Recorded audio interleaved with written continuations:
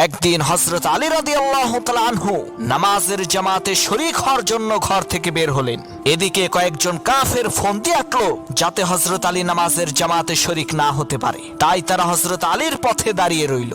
হযরত আলী তাদের কাছে আসলে তারা হযরত আলীকে জিজ্ঞেস করলো, আলী, আমরা তোমার কাছে কিছু জানতে চাই, দয়া করে আমাদেরকে বলবে সেই বিষয় সম্পর্কে? হযরত আলী বলল, কি জানতে চাও বলো। কাফেরেরা বলল, হে আলী, তুমি বলো তো কোন প্রজাতির প্রাণী ডিম দেয় আর কোন প্রজাতির প্রাণীরা বাচ্চা দেয়? সেই কাফেরদের প্রশ্ন শুনে হযরত আলী রাদিয়াল্লাহু তাআলা আনহু সাথে সাথে উত্তর দিলেন, যেই প্রাণীর কান বাহিরে থাকে সেই প্রজাতির প্রাণীরা বাচ্চা দেয়, আর যেই প্রাণীর কান ভেতরে থাকে সেই প্রাণীরা ডিম দেয়। সেই কাফেরেরা লক্ষ্য করে দেখলো কথা তো সত্য। তারা বিস্ময়ে বিমূঢ় হয়ে বলতে লাগলো, সর্বনাশ, আমরা নিজেরাও তো এই প্রশ্নের উত্তর জানি না। হযরত আলী কিভাবে এর নির্ভুল উত্তর দিল?